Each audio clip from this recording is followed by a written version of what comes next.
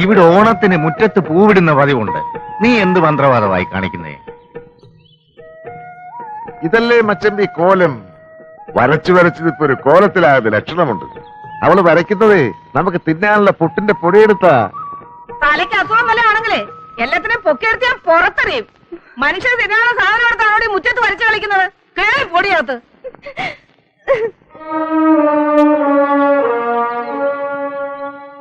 നിങ്ങൾ എന്തോന്നാ വായും പൊളിച്ച് നോക്കി നിൽക്കുന്നത്? ഞാൻ എല്ലാം കാണുന്നുണ്ട്. പെങ്ങളെ, അവളൊരു കോലം വരച്ചതാ. അവരുടെ നാട്ടിൽ ദിവസവും രാവിലെ ചെയ്തൊരു തൊഴിലായത്. ഈ കിടക്കുന്നൊരു മഹാലക്ഷ്മിയാ. ഒരു പെൺകുട്ടി വീടിന്റെ മുറ്റത്ത് മഹാലക്ഷ്മിയെ കൊണ്ടിരുത്തുമ്പോ വേണ്ടാന്ന് പറയണ മച്ചമ്പി? പറയണ്ട. வீடுனா கோலம் போடுறதா வழக்கம். அப்பதான் லட்சுமி கரமா இருக்கும். கோலம் மாவுன்னு நினைச்சுதான் அதை எடுத்த. പുട്ട് ചുടാൻ വെച്ചിരുന്ന പൊടി എടുത്ത് നിന്നോട് ആരാ കോലം വരയ്ക്കാൻ പറഞ്ഞത്? എന്തെങ്കിലും ചെയ്യണമെന്നുണ്ടെങ്കിൽ എന്നോട് ചോദിച്ചിട്ട് ചെയ്താ പോരെ? അമ്മ അടിപ്പാങ്ങളാ? അമ്മ അടിക്കാൻ വന്ന ബോധം കെട്ട് വീണു. ബാക്കി കാര്യം ഞാൻ ഏറ്റു. അയ്യോ, എന്താ നീ അവളോട് എന്ത് തെമ്മാടിത്തരാ കാണിച്ചേ? അവളെന്താ കരഞ്ഞോണ്ട് പോന്നെ? വൃത്തിയായിട്ട് കാണിച്ച കൊന്നുകളയും ഞാൻ. ഞാനൊന്നും ചെയ്തിട്ടില്ല. പ്രശ്നം വേറെയാ. എന്താ പ്രശ്നം? അവൾ ഇന്നലെ രാത്രി ജയേട്ടനോട് സംസാരിച്ചെന്നും പറഞ്ഞ് അമ്മ അവളെ പൊതിരെ തല്ലി. ഞാൻ എപ്പോ സംസാരിച്ചു? ജയേട്ടന് ഇപ്പൊ അവസ്ഥയ്ക്ക് പോണ്ട. தெரியாம இந்த தப்ப செஞ்சுட்டு இனிமே இப்படி செய்ய மாட்டேன். என்ன மன்னிச்சிடுங்க. നീ പറയുന്നത് പലതും എനിക്ക് മനസ്സിലാകുന്നില്ല. എന്നുവെച്ചാ തെറ്റ് കണ്ടാ ഞാൻ വഴക്ക് പറയും. ചിലപ്പോ അടിച്ചെന്നും വരും. എന്റെ അമ്മ എന്നോട് ക്ഷമിക്കണം. ഇതെന്താ? ഓരോരോ പ്രായത്തിൽ ഓരോരോ തെറ്റുകൾ ഏത് മക്കളും ചെയ്യും. ഞാനങ്ങനെ അറിയാതെ വല്ല തെറ്റും ചെയ്തു പോയിട്ടുണ്ട്. അമ്മ എന്നോട് ക്ഷമിക്കണം. ആരായാലും ഒന്ന് പൊട്ടിച്ചിട്ടേ ഞാൻ ക്ഷമിക്കത്തുള്ളടാ. അപ്പൊ നീ ആയിരുന്നു പുട്ടിന്റെ പൊടിയെടുത്ത് അവക്ക് കൊടുത്തത് അല്ലേടാ? ഹരീഷ്ണ, പവിഴമല്ലിപ്പൂവിരിഞ്ഞു പവിഴമേ.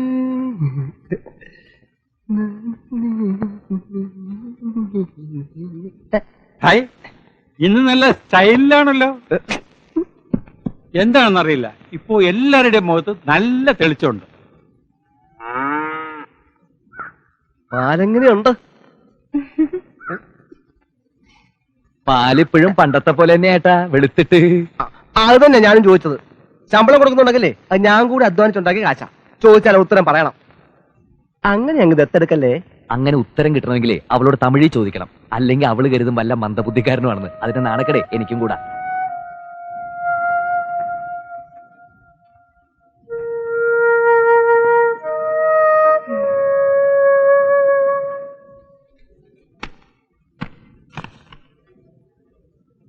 ഞാനാടോ കുട്ടൻ നായർ.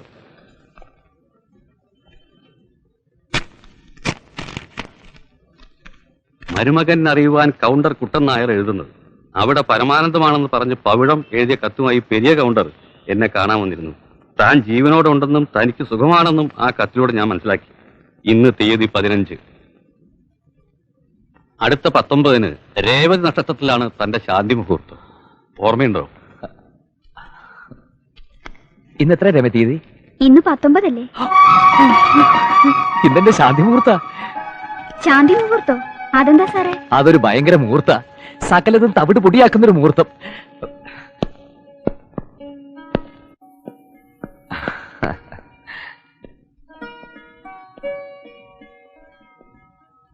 പൗഴ എവിടെ അമ്മേ? അവള് ചന്തയിൽ പോയി. ഇല്ല, അവളെ കാണുന്നുമില്ല. അമ്മ എന്തോ ജോലിയിലുമാണ്. അപ്പൊ ഞാൻ കരുതി ഇനി അവളെ പറഞ്ഞയച്ചിട്ടുണ്ടാവുന്നു. അങ്ങനെ ഇപ്പൊ നിങ്ങൾ എല്ലാരും കൂടെ കൂടി അവളെ എന്റെ അടുത്തൊന്ന് പറഞ്ഞയക്കണ്ട. അവളിപ്പോ എനിക്കൊരു മോളാ. അങ്ങനെ കരുതാനേ പറ്റുന്നുള്ളൂ. എന്നിട്ടും അമ്മ അവളെ ചീത്ത വിളിക്കാറുണ്ടല്ലോ, അതെന്താ? തെറ്റ് കണ്ടാ കൊല്ലും ഞാൻ. മോളാണെന്ന് കരുതിയാലേ ഇച്ചിരി സ്വാതന്ത്ര്യത്തോട് കൊല്ലാമല്ലോ, അതുകൊണ്ടാ. നിനക്ക് നല്ല വിഷമമുണ്ടെന്ന് എനിക്കറിയാം. ഇങ്ങനെ ഒരു ത്രിശങ്ക സ്വർഗത്തിലായിരിക്കും നമ്മുടെ വിവാഹ ജീവിതം എന്ന് നീ കൊണ്ടുവന്ന കുതിരവണ്ടിയിൽ അന്ന് കയറിയിരുന്നപ്പോ ഒരിക്കലും ഞാൻ ഓർത്തിരുന്നില്ല മോളെ. ചിലപ്പോ തോന്നുന്നു സത്യം എല്ലാവരോടും ഒന്ന് തുറന്നു പറഞ്ഞാലോന്ന്. പിന്നീടുണ്ടാകുന്ന ഭൂകമ്പം ഓർക്കുമ്പോ തൂങ്ങിച്ച തലനൂരെ തോന്നും. ജയണ്ണനക്ക് എങ്കിട്ട ഇപ്പൊ കാതൽ ഏട്ടനാണെന്നൊന്നും ഞാൻ ഓർക്കൂല. കൊല്ലും ഞാൻ അവനെ.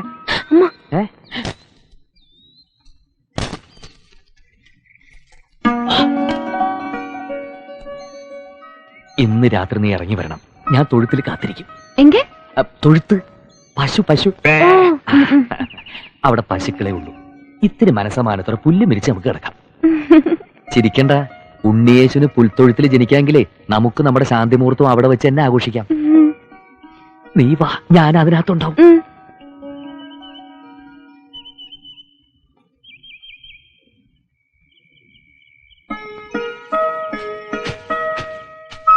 കുഞ്ഞുലക്ഷ്മി, ഞങ്ങൾക്ക് കിടക്കാൻ ഇത്തിരി സ്ഥലം എടുത്തിട്ടുണ്ട്. അമ്മയും മോനും കൂടി അത് ചാണകത്ത് നാറ്റിക്കരുത്. അവളെന്താ വരാത്തത്? ജയേട്ടന്റെ മുറിയിൽ ലൈറ്റ് ഉണ്ടല്ലോ ഈശ്വര. വരും. അണ്ണൻ, അക്ക, ചക്ക, തങ്കച്ചി, நான் உன்னை விட மாட்டேன். நீ என் புன்னகை மன்னன். വേലക്കാരിയായിരുന്നാലും നീ എൻ മോഹവല്ലി. വേലക്കാരിയായിരുന്നാലും നീ എൻ മോഹവല്ലി. വേലക്കാരിയായിരുന്നാലും നീ മോഹവല്ലി. വേലക്കാരിയായിരുന്നാലും നീ മോഹവല്ലി.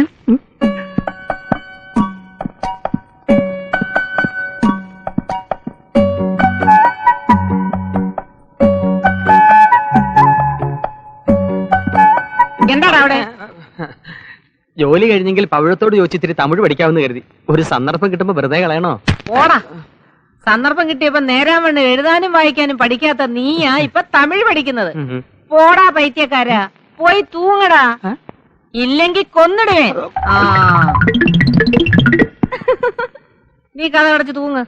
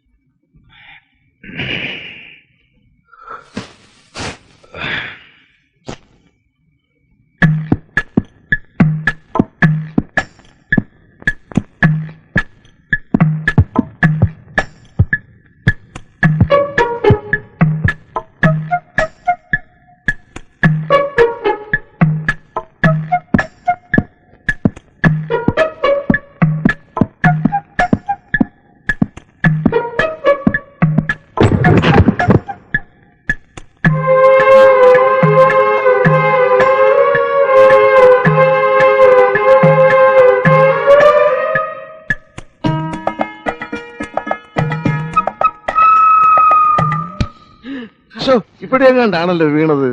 എല്ലാരും എന്തോന്ന് ആ തപ്പിക്കളിക്കുന്നത്? എന്റെ കയ്യിൽ നിന്നൊരു ഗുളിക താഴെ വീണു. അത് തിരയായിരുന്നു. മച്ചത്തേക്കോട്ടാ രാത്രിയില്. ഞാനൊന്ന് ഭാര്യ വീട് വരെ. ഓ ഗോപികൃഷ്ണ, എന്തോ പറമ്പിൽ നെല്ലിക്കായത്തുണ്ട്, 3 ചാക്ക് കിട്ടുവോ? 2.5 ചാക്കേ പറിച്ചോളച്ചാ. കുറച്ചുകൂടെ പറിക്ക. എല്ലാറ്റിനും തലേ തളം വെക്കേണ്ട നേരമായി. മച്ചമ്പി, ഇന്നലെ ഞാൻ നല്ല തൂങ്ങി, ഒന്നും അറിഞ്ഞില്ല. നീ തൂങ്ങിയോ? നിജമാ സന്ന തൂങ്ങല. എന്തേ, നിനക്ക് സുഖമില്ലേ?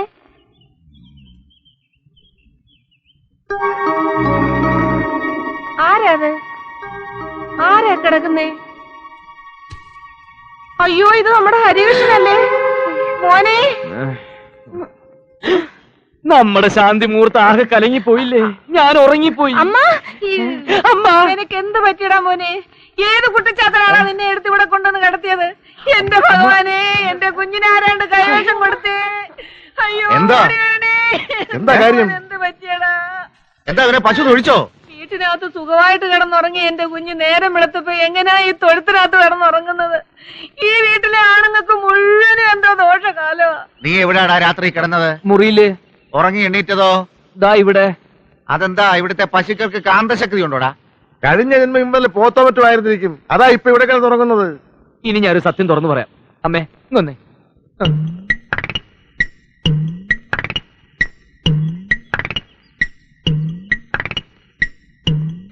എന്റെ ദൈവമേ, ഞാൻ എന്താ ഈ കേൾക്കുന്നത്?